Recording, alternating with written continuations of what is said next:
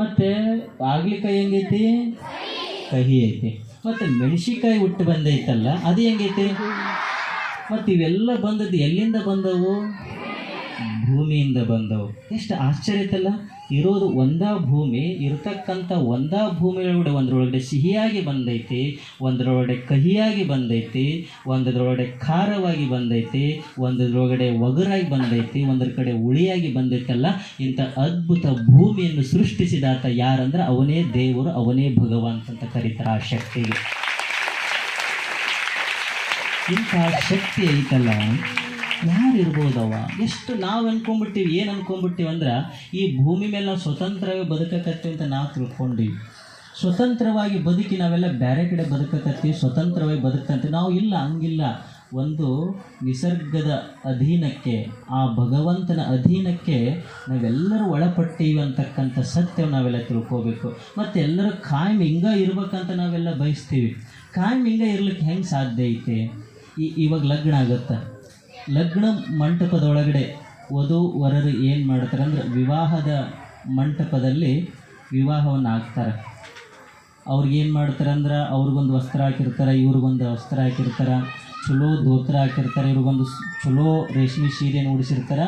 ಮತ್ತು ಇಬ್ಬರ ನಡುವೆ ಒಂದು ಏನು ಮಾಡ್ತಾರೆ ಅಂದ್ರೆ ಬ್ರಹ್ಮಗಂಟು ಹಾಕಿರ್ತಾರೆ.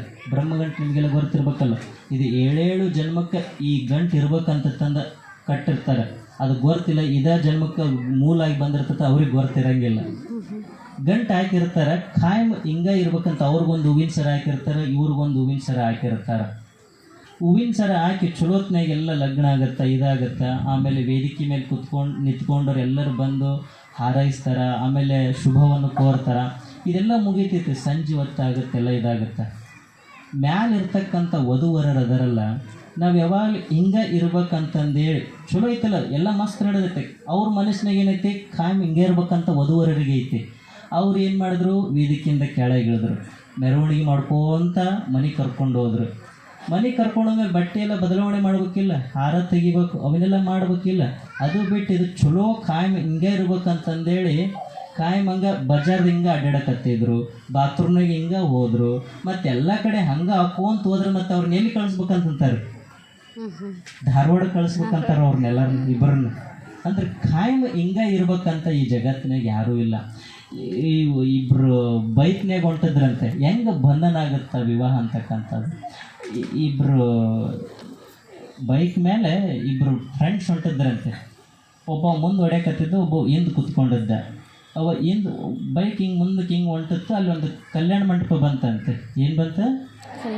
ಕಲ್ಯಾಣ ಮಂಟಪ ಬಂತಂತೆ. ಕಲ್ಯಾಣ ಮಂಟಪ ಬಂದ ತಕ್ಷಣ ಹಿಂದಿದ್ನಲ್ಲ ಅವ್ ಗೆಳೆ ಸ್ನೇಹಿತ, ಮುಂದಿದ್ದವನಿಗೆ ಹೇಳ್ತ, ಈ ಕಡೆ ಸೈಡ್ ಒಳ್ಸಂದಂತೆ. ಅವ್ ಮುಂದಿದ್ದವನಂತೆ ಅಷ್ಟೇ ಜೋರು ಹೇಳ್ತೀವಿ, ಮೇಲೆ ಕೇಳ್ಬೇಕಿಲ್ಲ, ಅಲ್ಲಿ ಯಾಕೆ ಅಷ್ಟು ಒಳಸ್ಬೇಡ ಅನ್ನಕತ್ತೆ. ಇಲ್ಲ ಅಲ್ಲಿ ಮೊದಲು ಸರ್ಸಂತ ಬೈಕ್. ಅವಾಗ ಮುಂದಿದ್ದವನು ಕೇಳ್ತದೆ, ಯಾಕಂತ. ಅದು ಕಲ್ಯಾಣ ಮಂಟಪ ತೋರಿಸಿ ಹೇಳ್ತಾನಂತೆ, 1 ವರ್ಷದಿಂದ ನಾನು ಬಲಿ ಕೊಟ್ಟಂಥ ಜಾಗ ಅದು ಮತ್ತೆ ವಾಪಸ್ ಅಲ್ಲಿ ಹೋಗೋದು ಬೇಡ ಅನ್ನಕ್ಕೆ, ಅಲ್ಲಿ ಒಳಸ್ಬೇಡ ಅನ್ನಕತ್ತೀನಿ ಬೈಕ್ ನಂದು ಅಂತಂದೇಳಿ. ಅಂದರೆ ಯಾರೂ ಸಹಿತ ಇಲ್ಲಿ ಖಾಯಮಾಗಿ ಹಿಂಗೆ ಇರ್ತೀವಿ ಅಂತ ಇಲ್ಲಿ ಎಲ್ಲವೂ ಭಗವಂತನ ಒಂದು ಅಧೀನಕ್ಕೆ ಒಳಪಟ್ಟೈತಿ. ಅದನ್ನು ನಾವು ಆ ಶಕ್ತಿಗೆ ಸಮರ್ಪಿಸಿಕೊಂಡು ತಲೆಬಾಗಿ ಬದುಕಿದ್ರಕ್ಕಂದ್ರೆ ಬದುಕು ಏನಾಗುತ್ತಂದ್ರೆ ಸುಂದರ ಆಗುತ್ತಂತ ಹೇಳ್ತಾ ನಾನು 2 ಮಾತುಗಳಿಗೆ ವಿರಾಮ ಕೊಡ್ತೀನಿ. ಎಲ್ಲರಿಗೂ ಸಹ